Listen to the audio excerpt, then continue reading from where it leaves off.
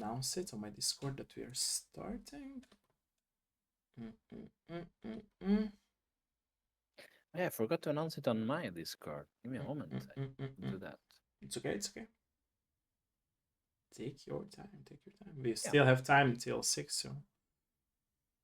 Oh yeah, just a few minutes.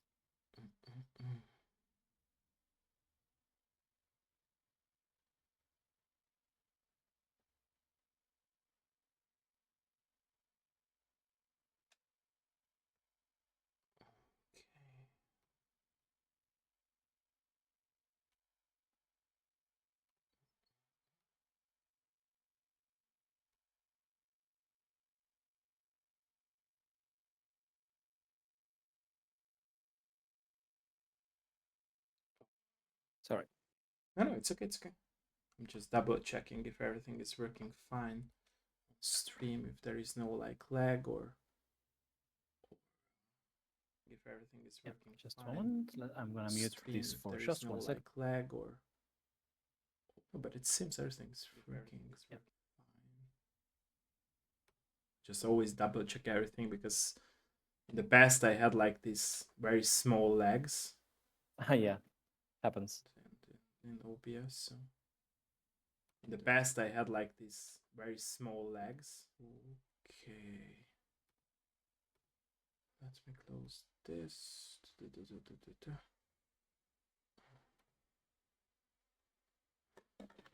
Okay, let me sit into my original position here. Let me sit into my original position here. And I will make the last double check. And after that, we can actually start. Make the last double check. After that, we can actually start. Okay. Oh, I know what I have forgotten. Okay. Start. Okay. I know what I have forgotten. I will share the Steam page here in the chat as well because I did that on Discord, but I will share the Steam page here in the chat. Share it here too. I did that on Discord, but okay. There we go. Perfect. Okay. 1, 2, 3. Okay, it's working. Nice. Okay, let me know if you can start. Let me know if you're up to start. Yeah, whenever you want. Nice. Okay, welcome everyone in my very new episode of my Dev Live show. Today I'm joined with the developer of the game The Time I Have Left. I would like to say that I'm very thankful and very honored that he joined us for today's episode. Like I'm always saying, let's start with a little bit of introduction. So please introduce yourself for us. Well, thank you very much, Remulto. My name is Elías. I'm the programmer for The Time I Have Left, which is a time-driven escape adventure RPG that we're currently developing with a very small team here in Barcelona. Thank you. Yeah. Thank you for that. If you have any additional thoughts, let me know. No, absolutely. Well, additional thoughts. Well, we are currently working. We have a demo available on Steam that people can play. We released it, I think, a week or two ago during the Mix showcase. I see. And at the same time, we opened a Kickstarter campaign that we're trying to get funded because while the game is like over 50% done, you know how this is, and we have been having difficulties getting a publisher, so we're trying to use crowdfunding to finish the work. I see. Thank you for that. Okay, so my very first question would be, what was your very first contact with video games as a player, if you remember those times of your past?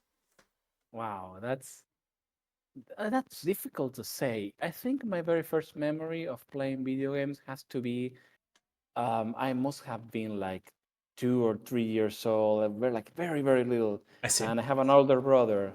His name's Boris, and he was he had a Famicom, like the Japanese version of the NES, because I'm Argentinian, and over there we didn't have like the American version of the European version of the NES, so we have the Japanese one. I see. So he had the Teenage Mutant Ninja Turtles. Sorry, Nice, nice, nice. I love those games. one of those games for the NES, and I remember just playing with him a lot, and he will sit me next to him with an unplugged controller, of course, and he'll pretend we would play together. Over the years, he did allow me to play, so that must have been my first memory. And since then, I've been playing nonstop. We had a family computer, so I remember like putting up at a very inappropriate age Doom, the original Doom, and Doom 2, and stuff like that. Before I was even 4, I didn't even know how to play, and I was already like mashing keys. So I think video games have been with me all my life. I see, I see, I see. Nice. Love this story. I love that.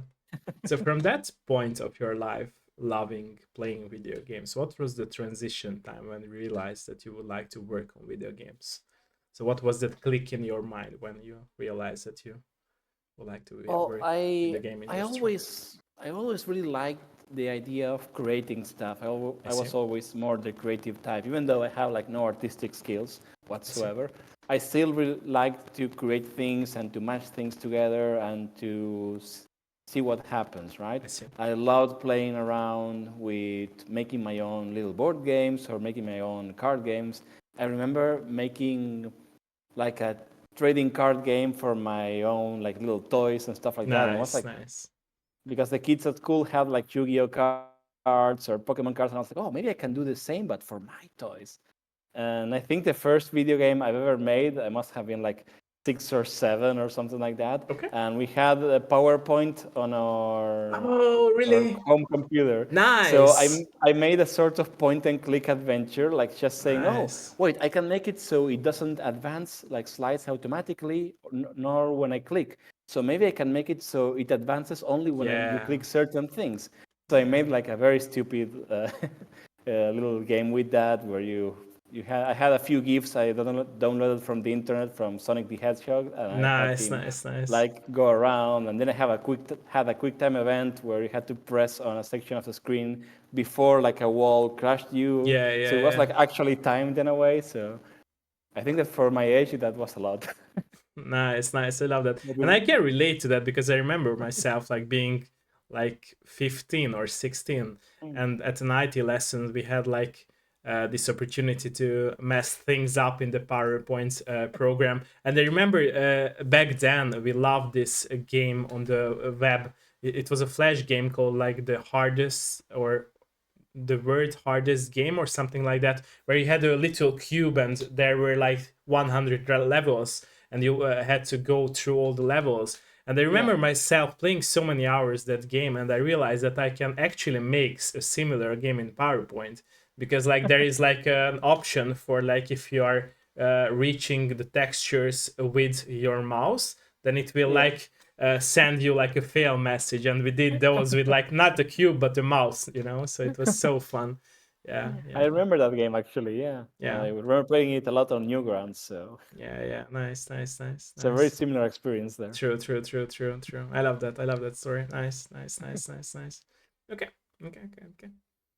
Do you feel like your parents, family members, and close friends were supportive about this decision of yours, that you took the first step in order to work on games as a career, of course? As a career, well, I actually started working on a computer science degree, I so there see. wasn't much they could complain about. I see. I see. I see. I And by see. the time I was like, well, I'm making games now. I mean, I'm sure they were worried, but they were like, oh, well, should have seen that coming. True. True. True. Okay. So I don't know if I'd say they were or weren't supportive. I think they were mostly neutral I towards it. see. I see. So they're obviously they love that I make things, and when I share like trailers or videos from our I see. game, they like share them around and they're proud of it. But yeah, so I guess it's supportive enough. I see. I see. Do you think, by the way, it's important for you to have this supportive, mentally supportive background for you in order to like go further and not give up if you had, for example, some obstacles in your life, in your career? Well, if you mean specifically my family, I think I could survive either Okay. way. Okay. But obviously, I do have people in my life that are very supportive. I have my fiance, who's, I mean, every step of the way helping Nice. me on our current project and everything I've been doing with my life. So it's obviously very important for me I to see. have her support, and all the support from family, from friends, from all that helps a lot. Because game development is difficult and the industry is very complicated right True, now, and true, there's a true. lot of bad news all the time. So True, true, having true. someone you can bend to and talk to, yeah, it's important. True, Not true. only for gaming, but for all kinds of problems you can True, have in very life, true. Very true, very true. I agree with that. Yeah, yeah. Okay. What was your favorite part so far working on this game that you're working now? Or parts, if there are more. I What was my favorite part of working on the time I have left? That's a difficult question. I mean, It's always easier to ask this question, right, than to yeah, answer yeah, it. I'm the absolutely. devil here now. I love that position.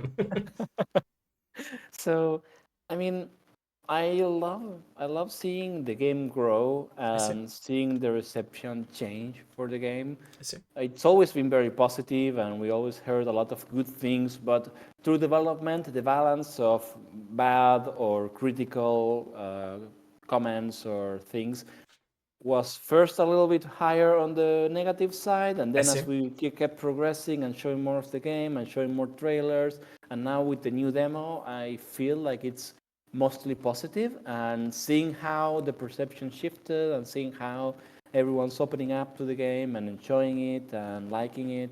And I don't know, a few weeks ago we had our first ever fan art, and I cannot tell you how happy that made me.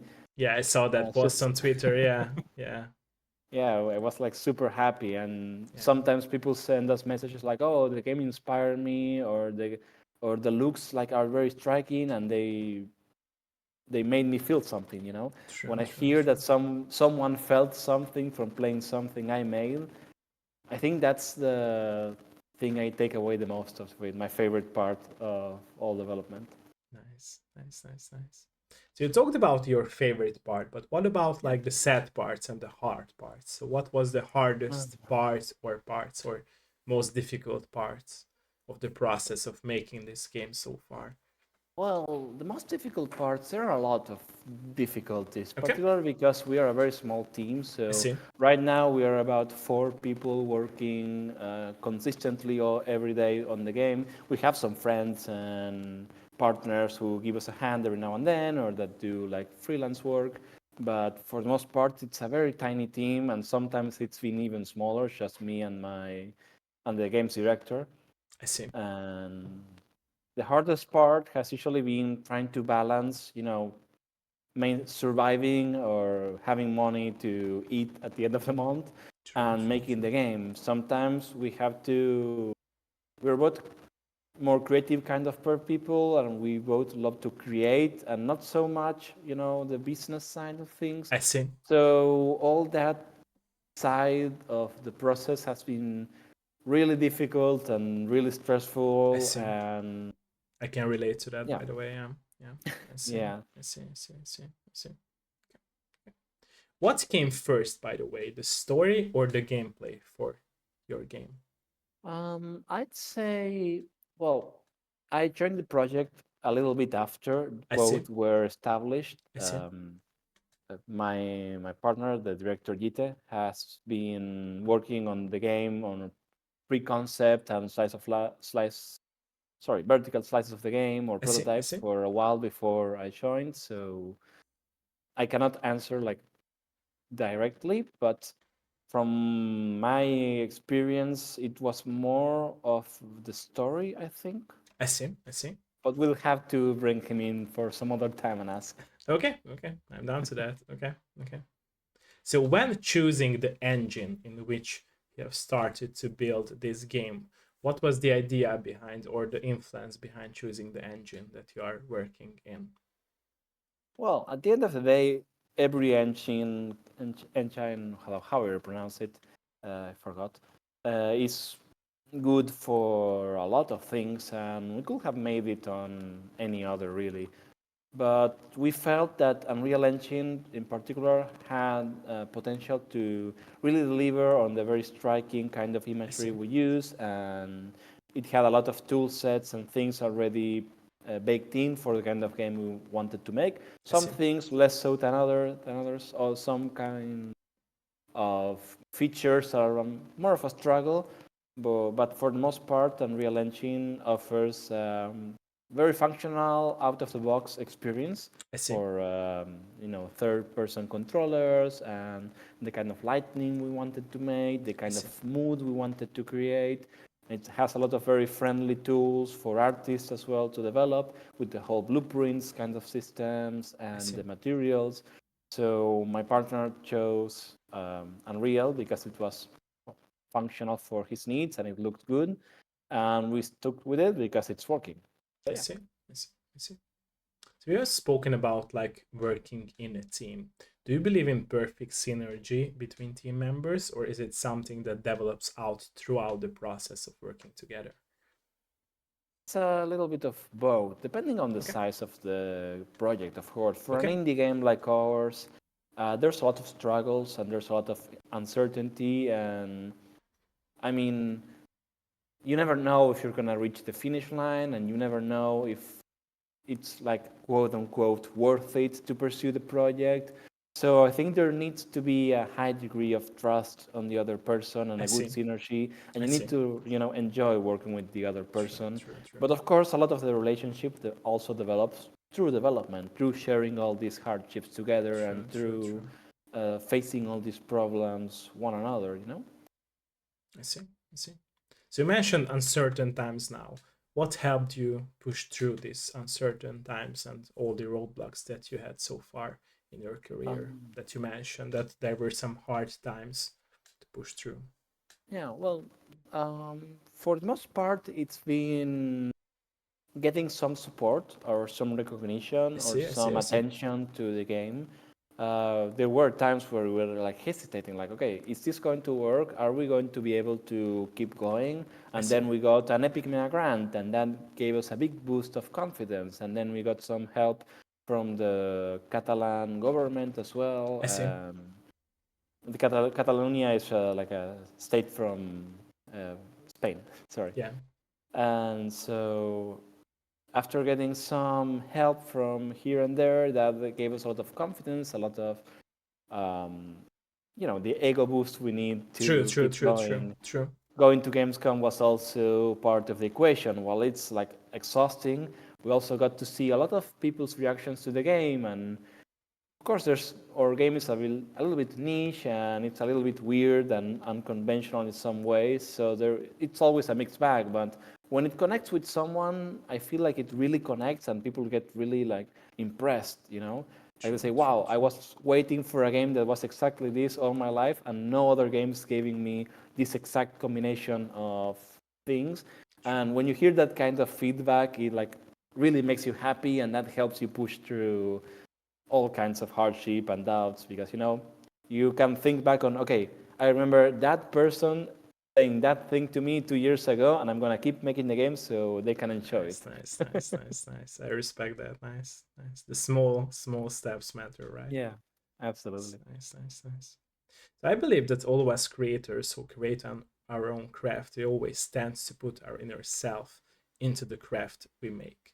Is this Absolutely. statement of mine true for your work and your career as well? And if yes, what examples could you bring to the Absolutely. It's table? it's absolutely true.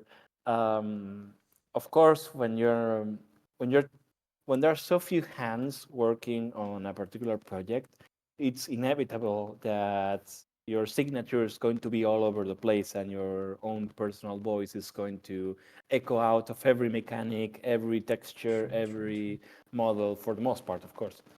And examples, it's hard to say because, again, while there are few hands, it's also not only my hands. It's mine and everyone else who works on the True, game. true, true, true, true. So it's more like everyone's working on the project together, and all of our selves are getting mixed together, I see. and the end product is something that emerges from all of our efforts, really. I see. I see. Okay. So you have also spoken about players' feedback. How Mhm. important it is for you as a personal level and also like a team level to listen to the players' feedback and change, for example, something in the game. And how do you balance like getting influenced from the players, but also like keeping your strict own vision about the game that you have?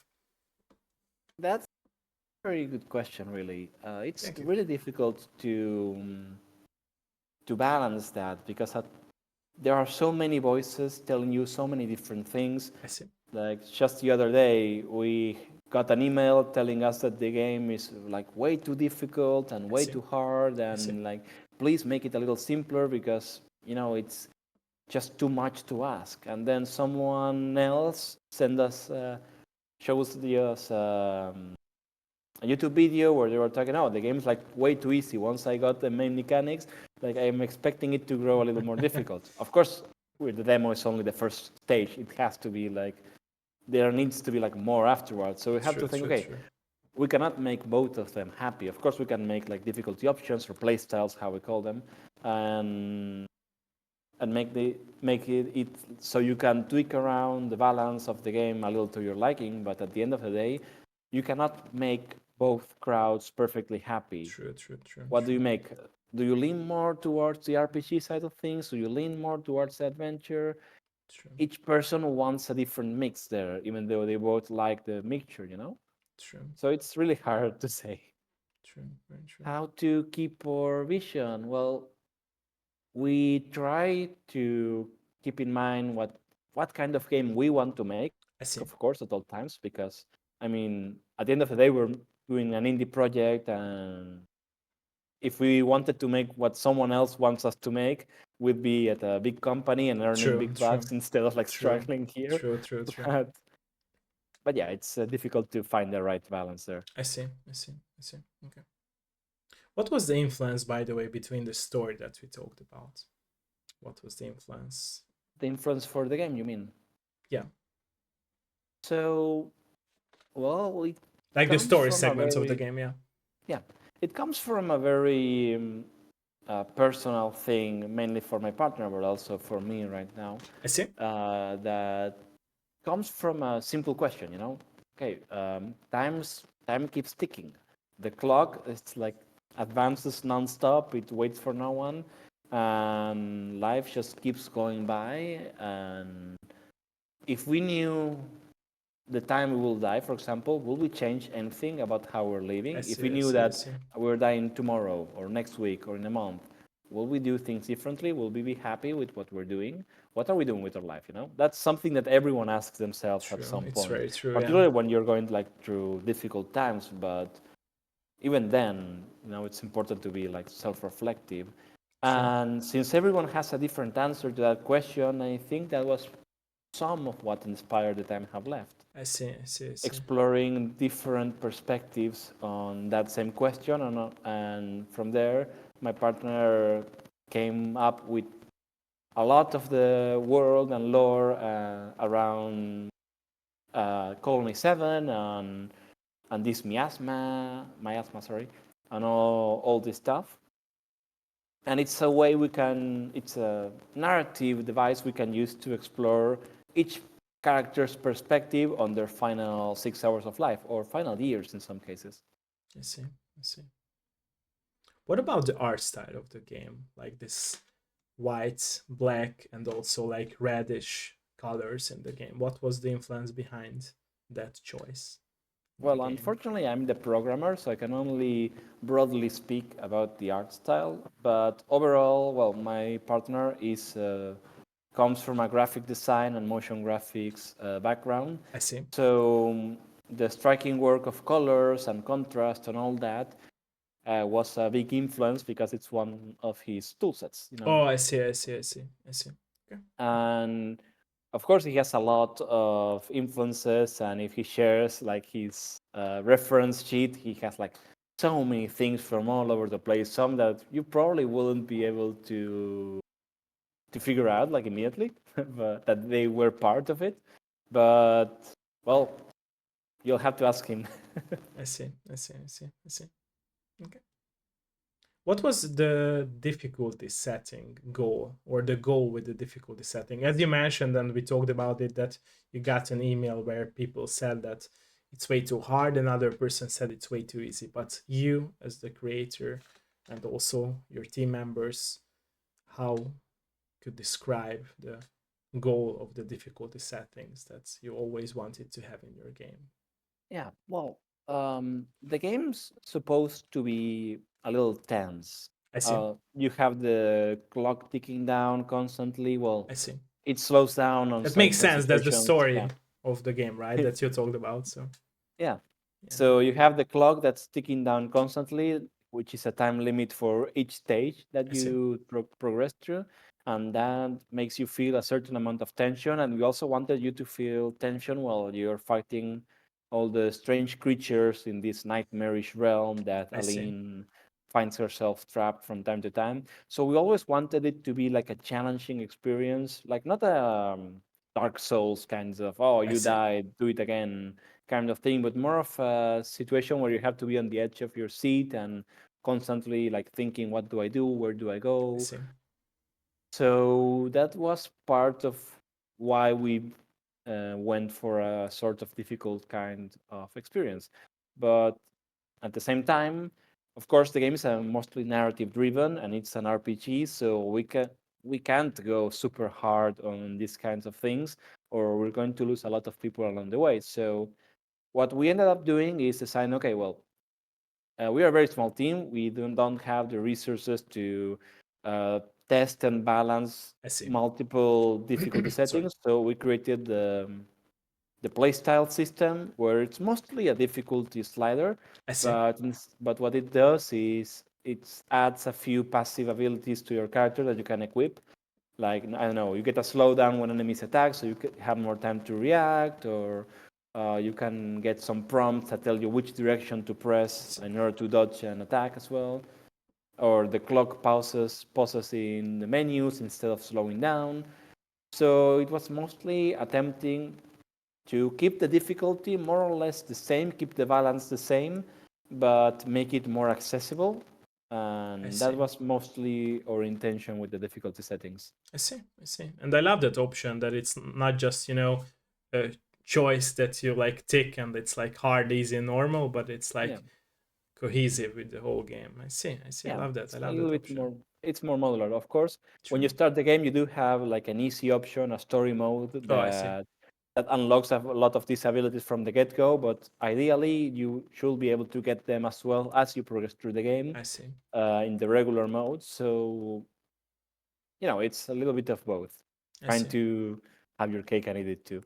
I see. I see. I see. I see. I respect that, by the way. Okay. You mentioned that 50% of the game is finished, right? Hmm. What Yeah. was the goal with the length of your game Um, so far? well, I don't think there's a particular goal with the length of I the game. see. It's I see. mostly that we wanted to tell a story and offer a complete experience that I can see. leave you I see. satisfied I see. and give us enough space to explore all the mechanics and all the characters. And and we have a lot of content that we want to have in the game. So it mostly came down to planning the game, planning what we wanted to do, and then like tallying up, okay, well, how much time does this takes will it take us to develop? How much time it will take the players to complete, and how much of it do we have made already? So it's mostly that, really. I see. I see. Throughout the process of making the game, was there anything that had to be cut out from the game itself? And if yes, were there any like times when you could reuse those? Well, there were times where we had to cut content, of course, and Okay. times where we had to reshuffle our plans. I For see. the most part, we tried to, of course, uh, reutilize as much as possible. I see. I don't think we cut yet anything that was finished, like any levels or any enemies or I see. I see. I see. I see. any assets. It was mostly like the on the planning stage. Like maybe I see. we wanted to make like this level or this area, and maybe we decide, okay, with the current timeline, maybe we can remove it or combine it with something else. So the cutting room floor contains a lot of game design documents, I see. but that's mostly it. I think I mean, there are some things that we did make a little bit more succinct or more summarized than we intended, but for the most part, that's it. I see. I see. What was the shortest period uh, in which you could find a bug, and what was the longest time that you had to take to find a bug in the game, if there were any bugs, of course? The shortest length of time, well, minutes, seconds. Just Okay. like, okay, I compile a new version, open it, and a bug is gone, but a new one appeared. I That's like see. I see. I see. I see. programming 101, you know? Yeah. Yeah. Yeah. True. True. True. But the longest, nah, I Oh, your camera froze. Your camera froze. I'm not sure if you're here or hearing me, but your camera froze.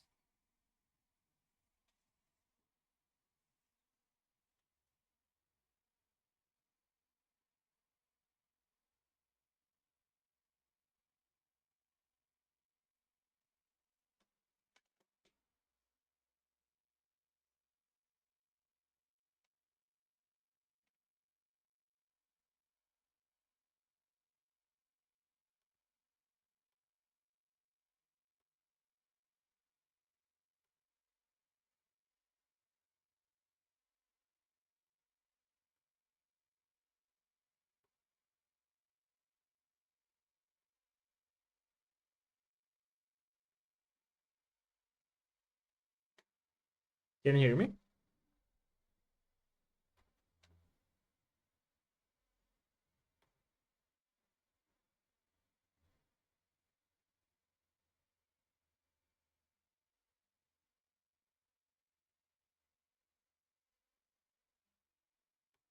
Can you hear me?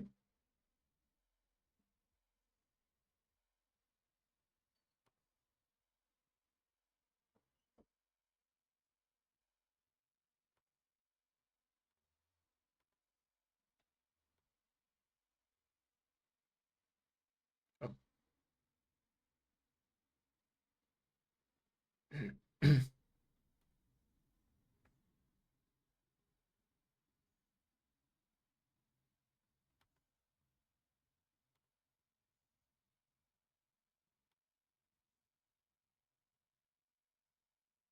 Okay, you're back.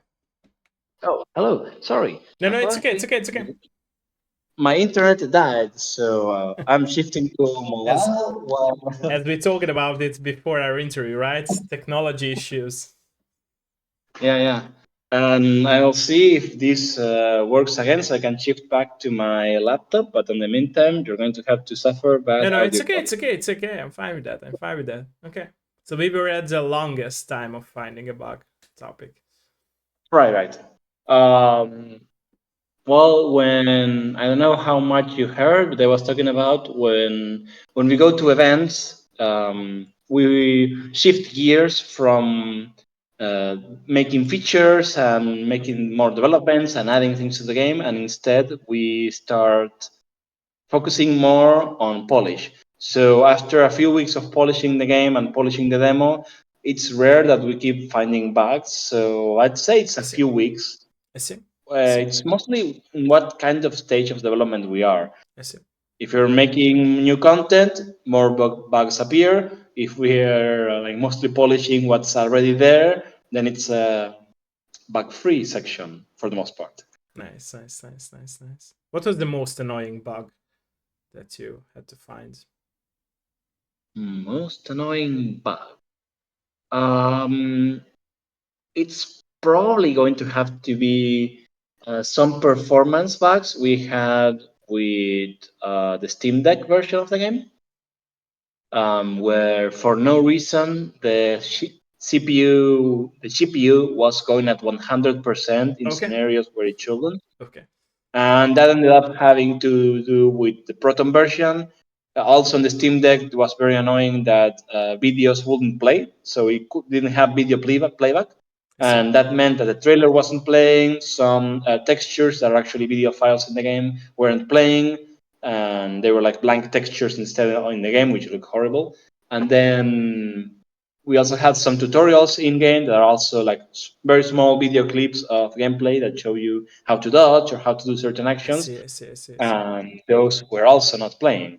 So I'm still figuring out why that doesn't work.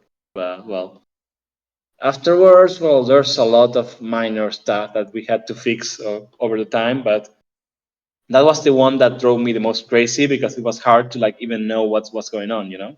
I see. I see. I see. Okay.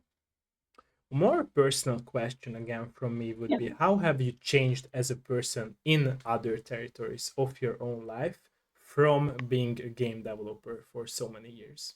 Hmm. I will also Oh, adjust, by the way, your voice because I added to your voice and it's now too loud. oh, So sorry, no, sorry. no, no, it's okay, it's okay, it's okay because I added to. It's okay. Now it's Yeah, good. the other microphone was a little bit. Yeah, yeah, it was like quiet and it was too loud. Yeah, yeah. So I adjusted it Yeah. again. Let's see. How did it affect my life? Well, I guess it made me have a different kind of perspective when I play video games. I see. So, so now it's a little bit. It's working. Okay, cool. So now when I play games, I'm like more analytical, or I I see. have like a more better understanding of why something's being made the way it is, or when what's the game developer expecting of me. It's like you can see through the smoke and mirrors and see behind the code, so to speak. Sorry. True, true, true. So yeah, I'm gonna see if I can go back to the previous setup. Just Okay, give me. okay, okay. I got you, I got you. Let's see if it's going to work back now. It works. Let's see. Right, it seems to be logging in. We'll see if we get lucky. Okay. So in the meantime, what else has changed about my life? Well, I'm a whole lot more stressed out. I see. Yeah, it's been a very fun journey, and I'm enjoying it a lot. I see. I see. Okay. Okay, it works. I'm gonna shift back to the PC, so the Okay. volume might. Oh, Okay. let's see.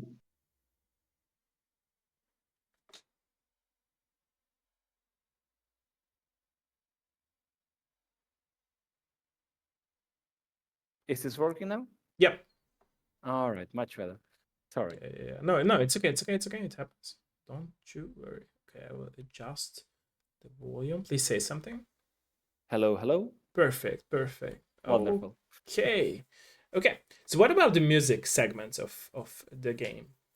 Let's talk about So that too a bit. the music, well, my partner was the one who composed and made all the Oh, okay. music as well. Okay. Okay. Um, but sure, if you have any questions, I can try to answer. Which musical score or music score is your favorite from the soundtrack so far, and why? It has to be the last one we released Okay. with the trailer, Okay. which I love it because it has a vocal track, and up until now we didn't have any on any of our music tracks I see. for I the see. I most see. part. I see. So that was really fun to listen, and it was also a surprise because I didn't know we were getting like a singer there until like the last moment where my partner showed me the clip, the finished song, and I was like, "Wow, this sounds amazing."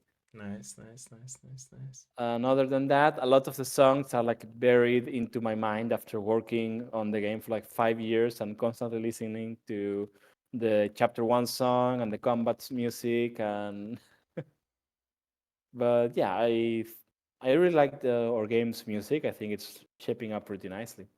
I see. I see. What was the balance idea between like exploring and also having the RPG elements in the game? When we first started developing the game, there was actually no RPG combat. I It see. was mostly exploration, I and see. then you'd have some QT like segments that were like 10, 20 seconds long or something I that see. were very similar in concept to what they are right now. Like Aline, our protagonist, gets these like strange visions, and then you I have see. to like dodge with good timing, a very simple sequence. And that was it for combat. There wasn't really combat. And the core concept of the game at the time was to keep going like that, but we got a lot of feedback and people asking, it would be cool if you had a little bit more. And I see. it's like very visually striking, but it's just like QTE, and QTEs are kind of boring, so maybe we can add a little bit more. So we iterated on that based on feedback, I and we see. landed on a similar system where instead of a QTE, it was more of a fight, but there was no player turn. It was just the enemies were throwing attacks nonstop, and you had to dodge. I But see. then the feedback was like, well, it's too stressful. You get no breathing room. The enemy is like attacking nonstop over and over and over and over again. And so we kept iterating, trying to find a good balance of how to make it a little bit less stressful. So we said, okay, how about after every, no, I don't know, 3, 4, 5 attacks, depending on the enemy, um, they stop attacking and give you time to do some minor action like healing yourself or doing something or the other. I see. I see. And from there the combat system kept being iterated on, and we landed on the current version of the game where it's almost a full-fledged RPG. But the original idea wasn't to make an RPG. It was mostly an exploration game with some QTE action segments sprinkled here and there. I see. Okay. Okay. Okay. Are you down, by the way, to go into some questions from the chat before I ask some more questions? Because I have so many questions more, but let the chat also ask if they have Sure, some questions. Okay. sure, no Nice, nice, problem. nice, nice. Let us know, by the way, ladies and gentlemen, if there is any question. Hölgyek, urak, bármilyen kérdés? Bármilyen kérdés? While we're waiting, by the way, for questions from the Yeah. chat, let's go into again a more personal question. Do you feel like by now that you are working in the video game industry, you are at the perfect time, perfect moments, you find yourself in your dream that was always your dream to work on video games? Or are there anything that you would like to challenge yourself in for the future? Hmm.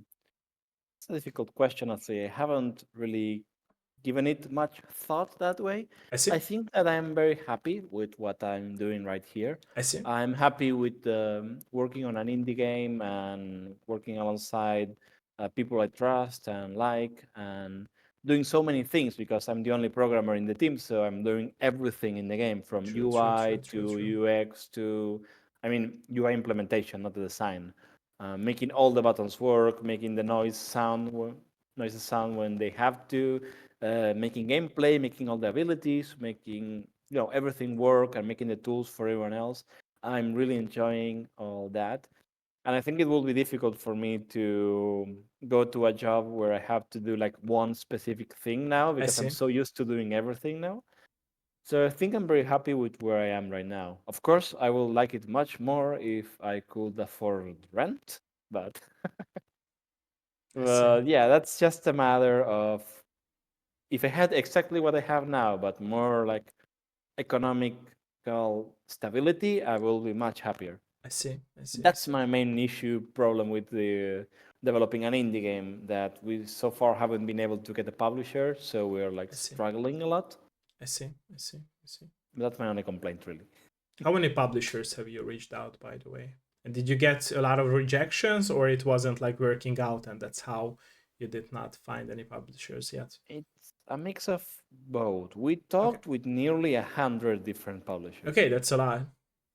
That's a lot. And we've been talking with publishers for like 3 years, I believe now. I see. And overall, publishers are very risk averse right now. I see. After everything that happened with Embracer and a lot of other issues with the gaming industry right now, and the global economy as a whole, True. True. True. True. um, True.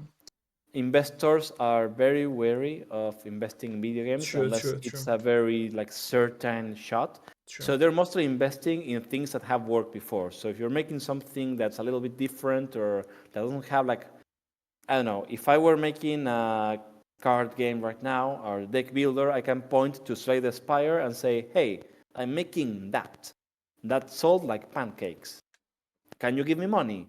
And they're like, oh yeah, sure.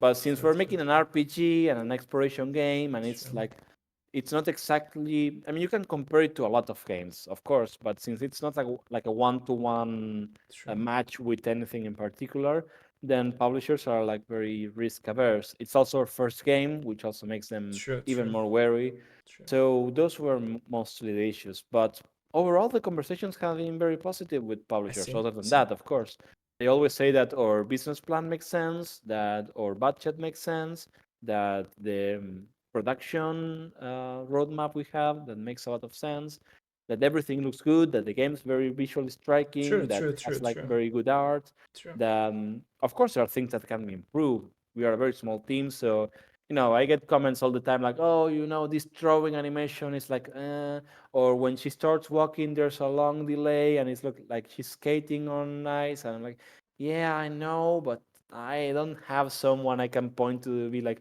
okay, your job for the next month is making sure her walk cycle is perfect. So, True, true, very true. Yeah, that's when people do not understand how the games are made, right? And they do not understand that people might not have like everyone to like work on the game, yeah. which is just two or three people. Yeah. How do you Yeah. deal with negative comments? Speaking of this topic, by the way, Well, on a it personal level. depends. It depends. One time, some of the negative comments I hold near and dear to my heart. They make my day. I remember when we released our previous trailer, we had a comment that said, "In 6 hours, we will delay your game," and that made me laugh so much. What the hell? And then we had another that on our, it must be still on our Steam page, when we released a demo, a now pre-alpha demo on 2022, I believe, like that was like I see, I see, I ages see. ago. I see. And we got a comment like it was a very long comment that was telling us you and CD Projekt Red are everything wrong with the games industry, and we're like, well, thank you for putting both of us in the same sentence, True, true, true. So overall, that's been mostly with humor. That's how I deal with it. There are some negative comments that are kind of funny. Some are hateful, and you're like, oh well, what can you do? But for the most part, I try to take them on with stride, and I try to read into them more because, most people that play the game don't leave comments. They don't leave hate. They don't leave praise. They just play Yeah, it and they because it's enjoy not it, and common then they if you go. like something to like cherish and to write positive opinions, right? It's always the Exactly. people who hate. They will Yeah. be like very, vocal about their opinion. Yeah.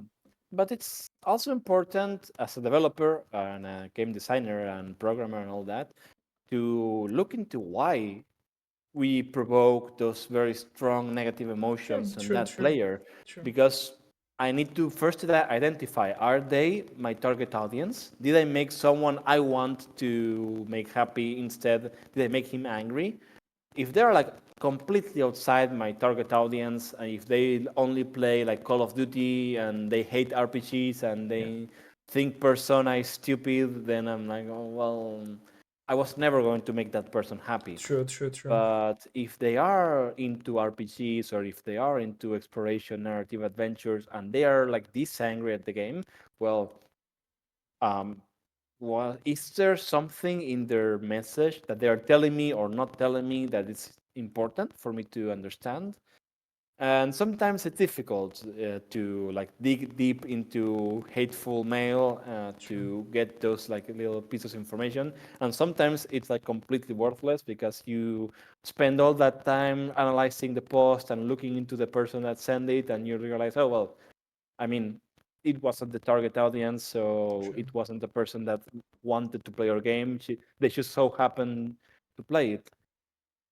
But but also that also gives you information, because well, why did we convince this person to try our game? Was there something in our trailers or messaging that I made see. him think that he wanted to play our game, and then he played it and it wasn't it what he wanted? Are we not communicating correctly what our game is? There's always room for people that are hateful for no reason or for comments that you just have to ignore, but it's case by case, I guess. I see. I see. I respect that, by the way, that you are taking this on a personal level, each and every comment. Yeah, it makes Yeah. sense at the end of the day. Yeah, and I feel like what you said is very true, and I agree with that. That a lot of people nowadays, especially as players, have these very high expectations. I always say that they do not even know what a good game should be, a good Yeah. game for them, right? And that's how they always like fail of loving video games, because their expectations will be never met by the games that are out there or Yeah. will be released, right? So Yeah. that's how they end up being sad and say that, hey, this game sucks like every game else. So it's like, yeah, it's sad in my opinion, because like if people will really understand themselves in a way what a good game is for them, Yeah. and they could enjoy games like they did, for example, 10 years ago. Yeah.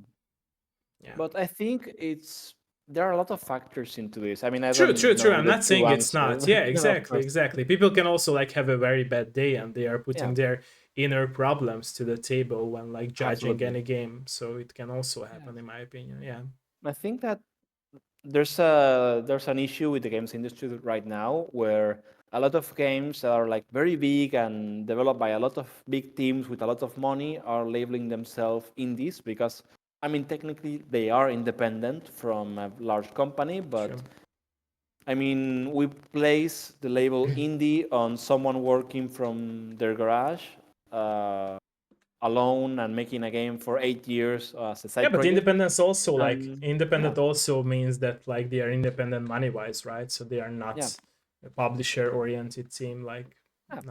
But not you also have like indies that have publishers, like they have true. Devolver or they have PCube or they have a lot of big True. teams, True, true, true. and or they have Nexon behind them. Like I think Dave the Diver had like a it was Nexon, right? They have a very big company backing the game, and technically they are indie developers. But Yeah.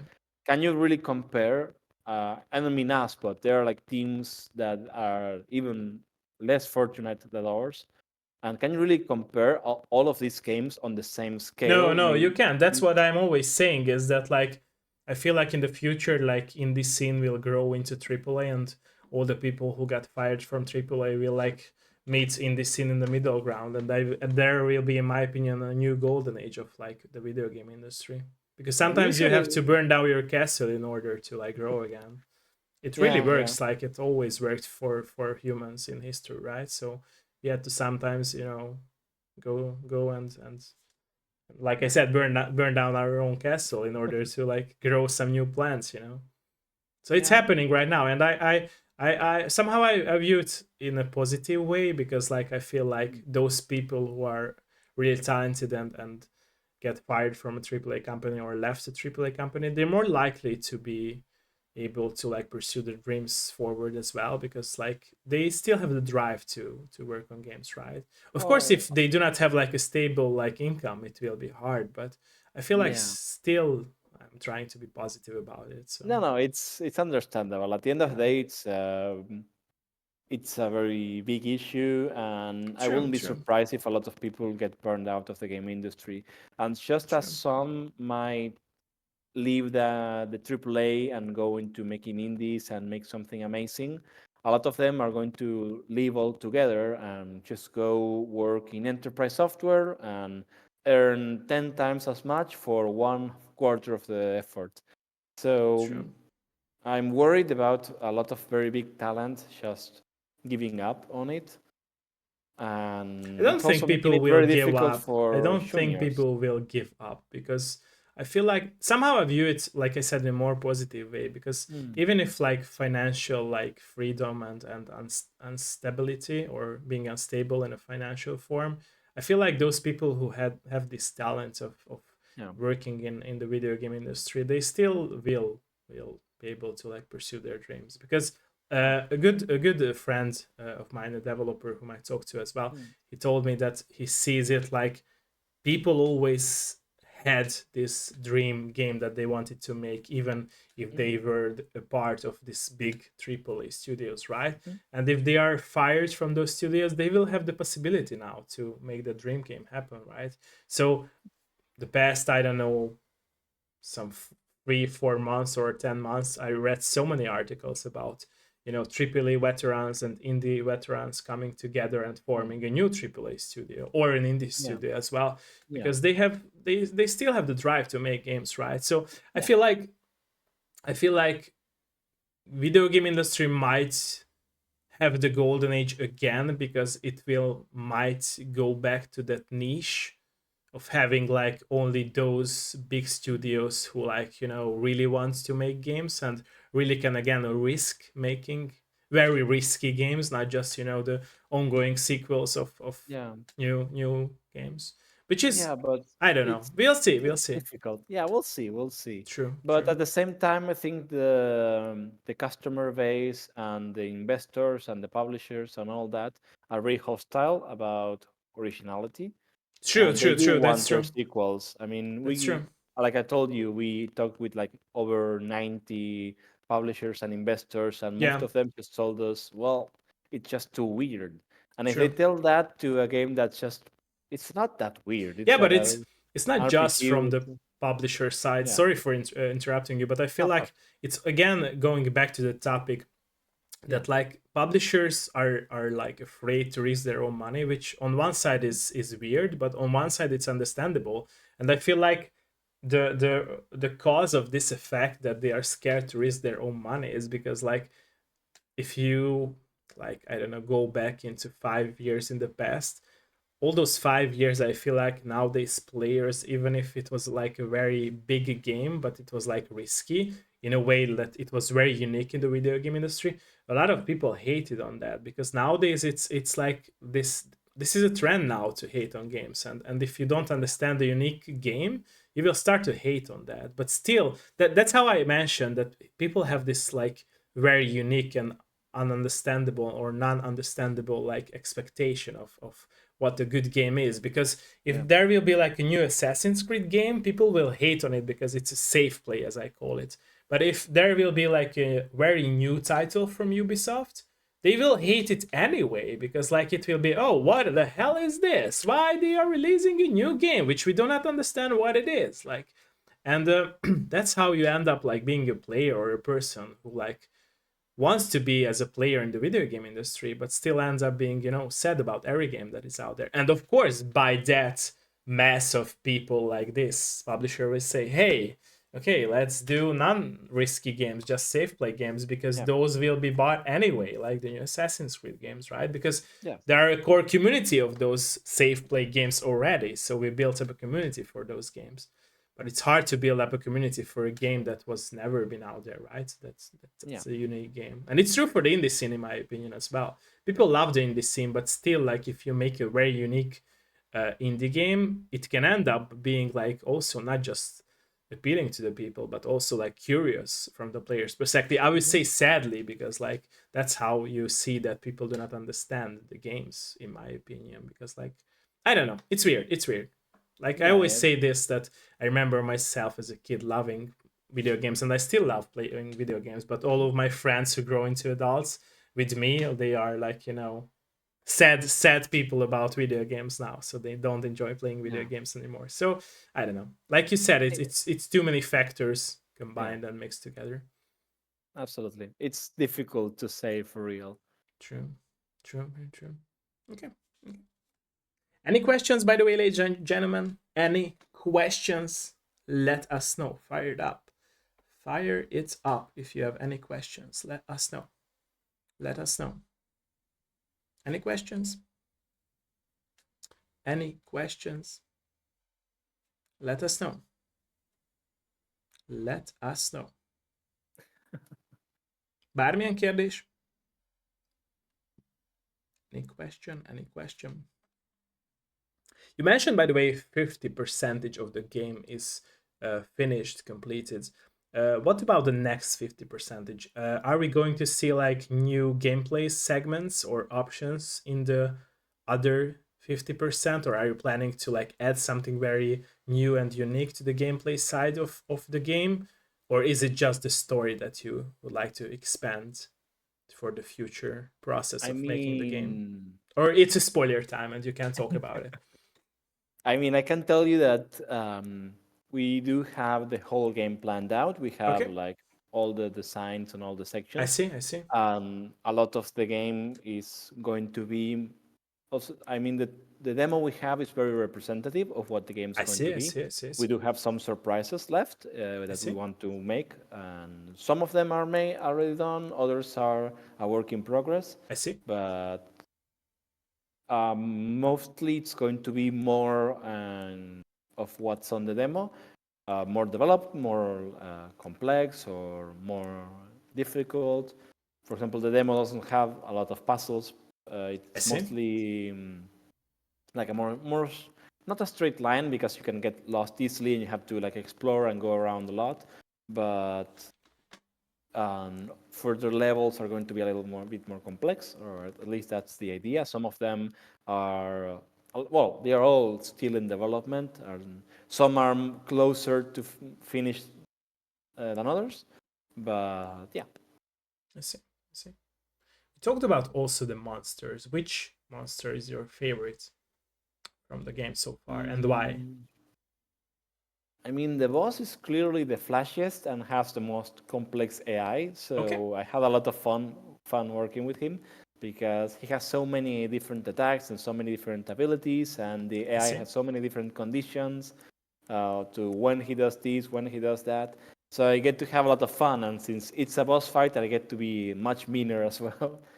I see. For example, I added one condition where on the second phase of the fight, one of the enemy's abilities is that he can quicken time to accelerate like bombs that he places I see. on different areas of the map, right? So one special condition it has is that it checks if you have the cleansing ability to Oh, remove okay. status effects from your area, and then it does some more other checks, and then it says, okay, well, since I know that you can deal with this, I'm going to put a bomb immediately and then accelerate it so it's going to explode on the next turn. So, well, you're gonna have to cleanse it or do something else, I see. and doing little mean things like that is really fun. I see. I also like the third enemy a lot, the one that has like a ranged attack with spikes that come from the ground. That one's fun because it also has interesting dynamic where you can attack its arm with a rock and break it, and I that see. way you disable like half of its moveset. But on the contrary, the other half is the more difficult half I see. to fight against. But it's attacks that drain the most willpower from the enemy. So you're like, okay, these attacks are very difficult to dodge. If I break the arm, I'm going to remove all the attacks that are easy to dodge, but the enemy is going to die much faster. Well, I see. get exhausted much faster. So it has a bit of a strategic element to it that I find really fun. And also, I did the initial motion capture for that enemy, so, Oh, nice. Okay. so it's fun. Nice, nice, nice. Love that, love that, love that. Okay, nice. What was the goal, by the way, with the enemy variety? So how many different enemies were put into the game so far? If you can talk about that, if it's Well, not a spoiler, of unfortunately, course. well, I can talk a little bit about the general concept. Um, when we made the game, since it's about dodging and reading enemy patterns, that meant that we cannot have a very large amount of enemies I since see, I each see, enemy needs to be like handcrafted. When you play I an see. RPG, the enemy when they attack, they don't make contact with the player. They go like, and then you take damage, you know, True, true, true, true, true, or they have a casting animation, or that's it. true, true, It's like very disconnected on traditional true, true, RPGs. true. It's very I true. mean, I'm talking like traditional RPGs from Yeah, before from the PS1, PS2 era, and even PS2 to some extent, I see. where it's more abstract, you know, especially on the NES or SNES. And But with a game like ours, where enemy attacks need to connect with the player and you need to be able to dodge them, then each attack takes a certain amount of development time. So we knew that we couldn't make 50 enemies. We can only make a certain amount. That I cannot promise how many they will be because I see. that's a Understandable, lot yeah. of factors. We have 4 on the demo, and hopefully we'll have more. I see. Um, but yeah, that's the reason why the enemy variety is mostly low. But of course, we do have ideas to how to spice it up. Like we can have different variations of enemies or different variations of the arenas you fight them in, or different abilities that they can sometimes use, other times can't, or status effect that they can cast.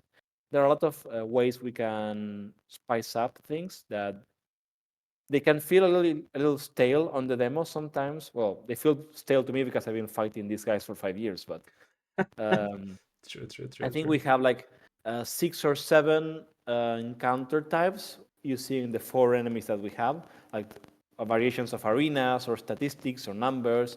But we do have space to do more with that, so we'll see what happens. I see. I see. What about the physical edition of the game? Will there be any physical box edition on any Well, platforms? both me and my partner really love physical games. While I buy a lot of stuff off Steam, of course, I was always more of the mind that if I don't have it in my hands, it's not mine, you know? True, true, true. I can relate to that totally. Yeah. So I'm very worried about game preservation and game ownership. So I really think it's important to have a physical release. True. But unfortunately, I cannot promise anything because that's I going see. to depend on so many factors that are outside of our control. I see. First and foremost, if we do actually manage to finish the Kickstarter, because I see. we still have like 2-3 weeks left I and see. there's still some way to go, and I think we can achieve it if we do keep pushing and doing effort on that front.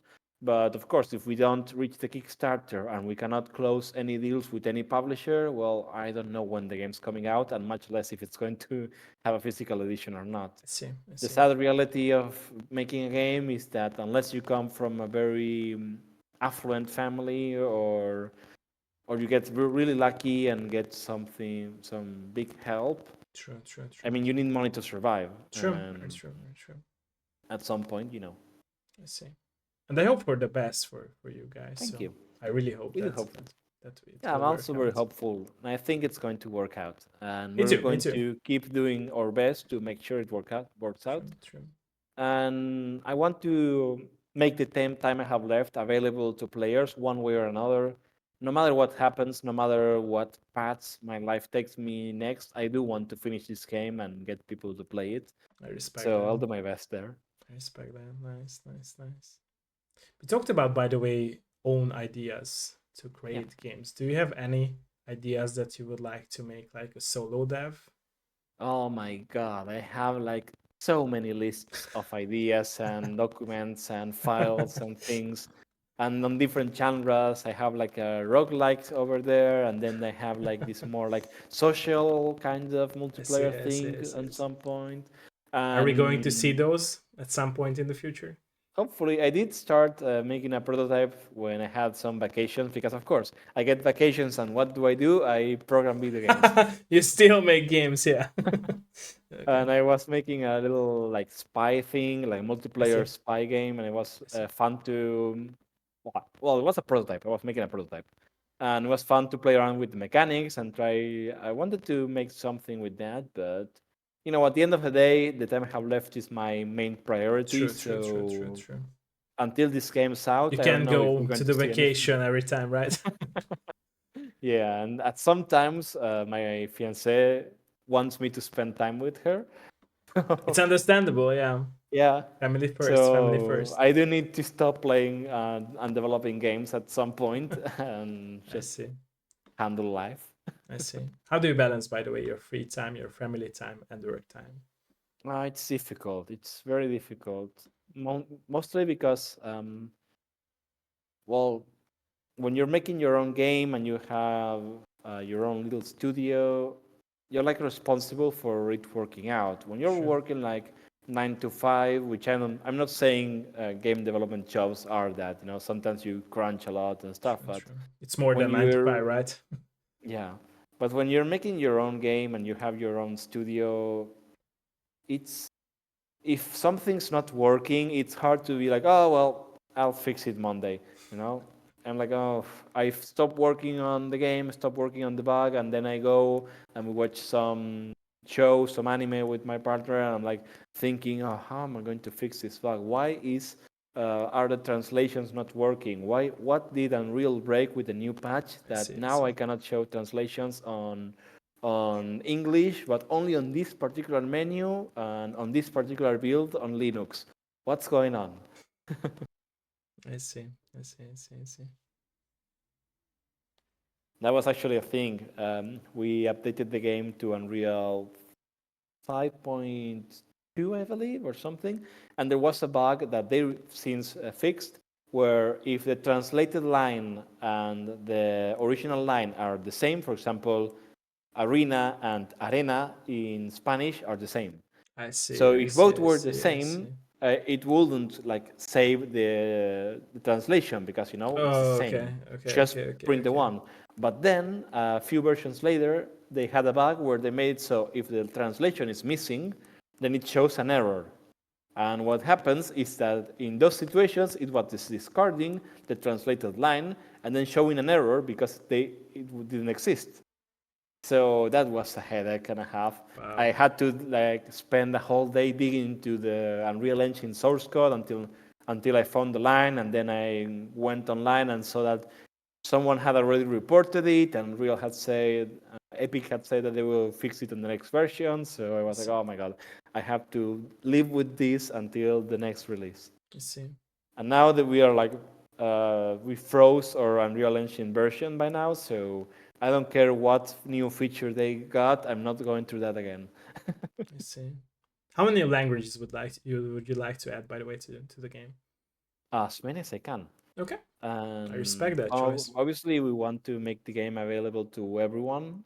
Nice. We already promised that we're going to release it in Spanish because that's our native language. True, true, We are going understandable. to make it on English, of course, because it's a worldwide language. Worldwide language, yeah. And we also have to make it in Catalan because I see. of some situations with the local government and some help they gave us. I see, I see, I see. But that's also a language that my coworkers speak, so that's fine. And of course, we want the game available in Japanese. We want it available in French. We want it available in German. We want it available in every possible language. Nice. Of course, that's going to depend on if we can afford that. But True, true, true, it's going to be like make a list of all of the player base on every language and just go, okay, well, which one can I afford? Up to here? Okay, well, that's as many as we do. True, true, very true. I wish I could say, oh yeah, I'm going for all our Polish fans. We're going to prioritize Polish, but I mean, we have to first get like Chinese, for example, out of the way, True, true, and true, true, true, Japanese, true. and Portuguese, and German, and all It that. would be nice to have all the money in the world, right? So you could Yeah, add I all the wish we didn't. languages.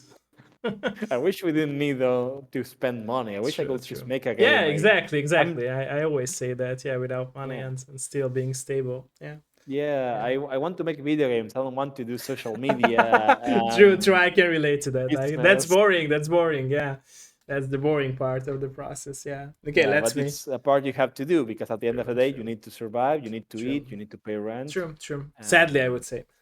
yeah, Sadly, sadly. I would say. Yeah. So, Okay, let's read in the chat if there were any questions. By the way, ladies and gentlemen, if you did not know, feel free to ask any question if you want.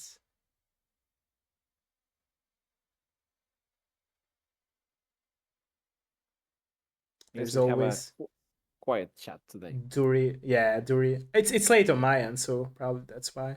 Duri Yeah, haven't. that's indeed. There is always what you want to do. Oh, Duri Evans says, sorry, I hope that I pronounce your name right. There is always what you want to do and what you can. Yeah, yeah, yeah, exactly, exactly. Yeah. Oh, Minnie has a question, by the way. Let me translate it.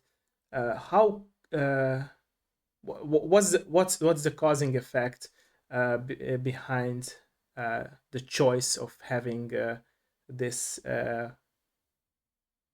this black, white, and red LED oriented lights and colors.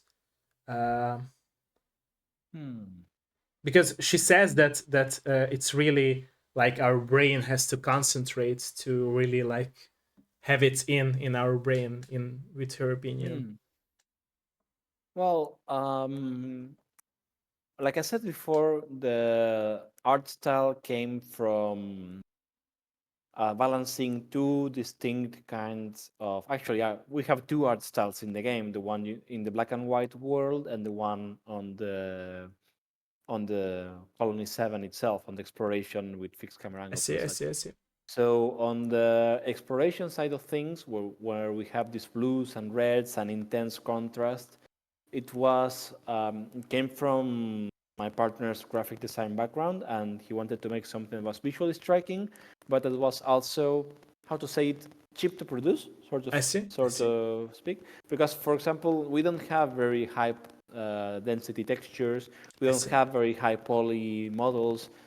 A lot of our game is very budget conscious in how we make it, but the illumination and the photography and the fixed camera angles and these striking contrasts help us make a game that looks amazing and I looks see, I see, I see, I very see. impactful, but it's also something that we can produce with our small team.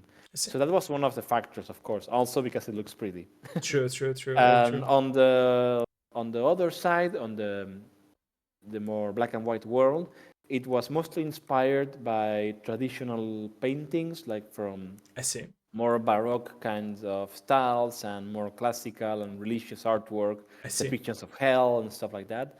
So since it was inspired by these like more naturalistic kinds of aesthetics and more gothic vibes, um, it was kind of natural to make it black and white, also to make it contrast a lot with the more colorful, so to speak, world where you have like very intense lights with red and blue, and on this other world, it's mostly just black and white. So I guess that was the intention. As for the pros and cons, or the balance we had to make, well, on exploration, the colors actually are very helpful to us because we I see. can play with the intensity and the lightning and all True, to true, guide the true, player through the true, levels. true, true. And for the combats, I don't think it has a bit of a problem when it comes to conveying information because, for example, I don't know, if you want to make a poison attack, let's say, so you have a poison in an area on the map and you don't want the player to step on it. Well, what color is the poison? True, It true, true, can't true. be It's only it three cannot be colors that you green. have. Yeah, yeah. Yeah, we have black, white, and red, and True. eventually we added the blues and greens, but those only show up when there are special effects on play I or see, I see, I see, when the player casts some like special ability I see. or when the enemy creates some special ability. So those aren't really constantly in the environment. We cannot just make a pool of purple or green stuff there. So that was a very big challenge, how to maintain the aesthetic that we wanted to make on the liminal space, I see. and also to convey information in a language that players can understand. True, true, very true. Okay. Thank you, by the way, for the question and the answer as well. Thank you. Okay. There's also a question for Durevin. Okay. How do you come up with the idea of the time attack mechanic in the first place? I think I mentioned it before, but the idea came mostly from, um, us coming to terms with the concept of, well, maybe if you only had a certain time left to live, or if you knew you were dying in the next X time, X hours, or X amount of days, well, what will you do? Each True, true, second true. will matter a lot. So what we wanted to do with the time attack mechanic, the time limit for each chapter, was make it so you were conscious of the time and you had to use it as a resource. Like, well, do I explore that area? Do I have the time to do it? Or do I rush to the finish line? But also, we make it so when you finish each chapter, whatever time you didn't spend on that chapter is lost. So it's also about using the most amount of time you have. It's less about, oh no, I'm running out of time, I have to like run, and more about, uh, how do I make the most of the I time see. I remaining. see. I see. I see. I So we see. wanted to convey that feeling, and we wanted to make the player feel tense, but also uh, make an game about exploration and discovery. So there are like clashing elements there that are supposed to like make you want to read all the documents, I but also see. the time still ticking. So just it was a mood thing, really. I see. I see. Thank you. Thank you again for the question and the answer as well.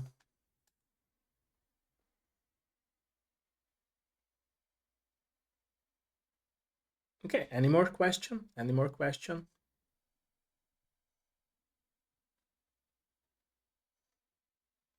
Any more question, ladies and gentlemen? Bármilyen más kérdés?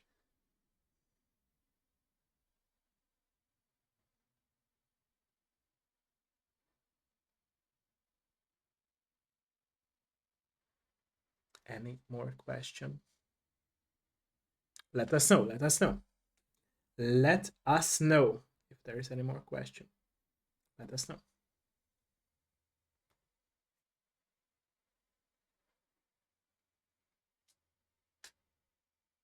Why did you choose to make an amnesiac main character? Oh, she's not amnesiac actually. Okay. She knows exactly what she's doing and why she's doing it. The thing is that the player doesn't know it. Oh, We okay. wanted to create a certain disconnect between Aline, our protagonist, and you, the player. That's why she doesn't comment on anything you do. She doesn't say, "Oh, I have to grab this key," or "This belonged to this person." She doesn't talk to herself really through the game. She does talk to some other characters, like for example in those like Nightmare. There's a cutscene at the beginning of the game. That's one example. She doesn't say any lines there, but she might have more opportunities to I speak see. I with see. I someone see. else, I see. and that's when you're going to listen to her. Also, during the prologue section, which isn't included in the demo, it's still a work in progress. That's also going to show a little bit more of Aline and her and what she's about. And the idea is that you're discovering who Aline is and why she's doing the thing she's doing. It's a strange situation where you're playing as her and you're guiding her, but you aren't really aware of what she's trying to do and what that entails. Why is the colony empty? Why did she wake up in the room she woke I up? see. I see. I Why see. is she going through all this effort if she knows she's going to die in 6 hours? Does she have any motivations, any alternate goals? Are they good reasons or bad reasons? Do I you see. agree with her or not? That's something we want to explore as the game progresses. An unfortunate side effect of that is that since the prologue section of the game is not done and we're only showing the first chapter, well, the players left with a very big question of who Aline is. Some people have told us she's like a doll. She has like no emotions and no personality, or at least that those people perceive it as such. So ideally, as we progress through the game, you're going to come to learn more about her and I see. I learn see. I more see. about the character and I see. experience that I see. more. Okay. Thank you. Thank you, by the way, for the question again and for the answer. Thank you. So you have No spoken about again about like the exploration option in problem. the game. Will be there any like segments or secrets that players can miss, but it's important to like have in order to understand the whole story? Absolutely. Okay. Not to understand the story on a base level. Okay. Like if you want to understand Aline's journey through Colony 7 and what she's doing and what she's about and what the story is about, well, you're going to understand it from just playing the game and I reading see. the I see. I core see. I see. entries in the database and watching the cutscenes. And that's like the top level. Of course, there's a second layer to that, which is like reading more into the database I see. and getting into all the lore and all the world and making connections with the items you find and where you found them and who they belong to and why does this key open this particular door, things like that also convey information and have a purpose. I see. And then there's the third layer, which is the secrets, where some of them are just like exploring every nook and cranny of the level, and some other might require a second playthrough. Like, say you don't learn of a particular password until later in the game, and then you replay an earlier section, and then you can use that password. Just to put a random example of what I could see. happen. I see. And that's going to lead to more secret elements and more secret areas and more, different kinds of informations that you won't get otherwise. But as a whole, the core story is going to be ideally perfectly understandable I see. by just playing through the game. And then if you want to dive deeper, there's going to be more there for you. I see. Okay. We touched here a lot of topics. Is there anything that you would like to add before I will go into some closing questions? Well, I'm not sure right now. I think Okay. that if I wanted to say something to our viewers or share something, is that, well, the game industry is in a very complicated spot, for sure. But games are wonderful, and there are so many people making so many interesting things out there. True. And I don't know, just want to share that. Well, if you want to help us out, we will really love any help getting the game known, getting the Kickstarter campaign shown to people, to others, and just share it around, enjoy it. True. And honestly, all I can ask as a creator is that you play the demo and you feel something from it, and that's going to make me happy. True. I respect that. Thank you for that. Thank you for that. Don't forget to wish us the game, right? And play the demo. Yes, And please. let us know how did you like it. Okay.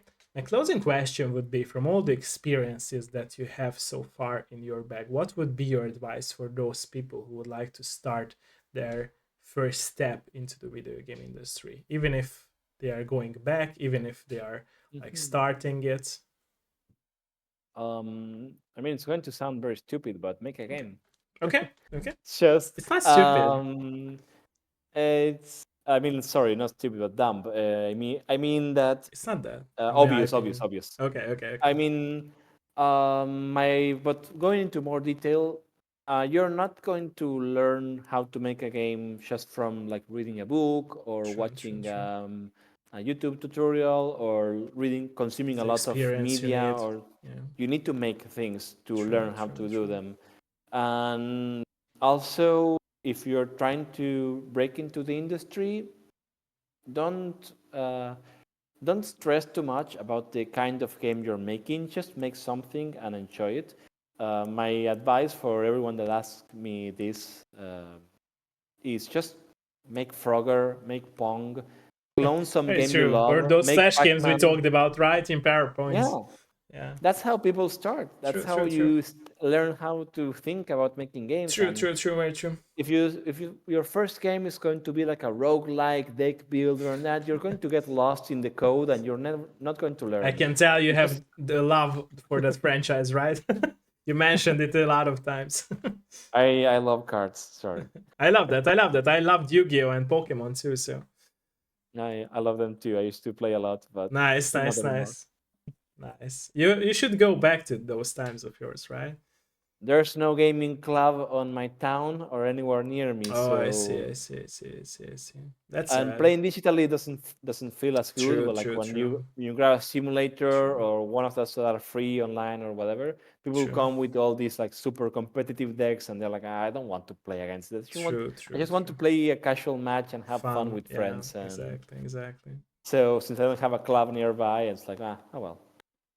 You should form a club, right? And who knows? Maybe there are so many people like you in your territory, right? Maybe, but then I have a lot of work with the time. Homework for you. See, that's why I'm always telling people that my show is like the therapy session, not just for me, but for my guests as well. Therapy session here explained again. Homework for you is to form a club of card Maybe games. it will be. Maybe it will. I hope so. Let us know. For Okay. sure. Thank you again. By the way, it was really a pleasure for me and an honor that you joined us for today's episode. And also, by the way, thank you for the chat people asking such awesome questions, and thank you for the answers for those questions as well. And like my friend here said, don't forget to wishlist the game, try out the demo if you like it. Be on the lookout on the Kickstarter page and help our friends and his team members as well to make their dreams come true. So it matters at the end of the day. It matters. So yeah. Thank you, by the way, everyone, for joining us for today's Dev Live episode. I hope that all of you enjoyed your time with us here. And don't forget that this episode will be also available as a VOD version on Twitch and an edited version with intro, outro, and gameplay segments on YouTube at a later date. And yeah, thanks everyone for joining us for today's episode. Like I said, have a great day or night, depending where you live. Thank you, everyone. Have Thank a you great very much. day. Bye bye.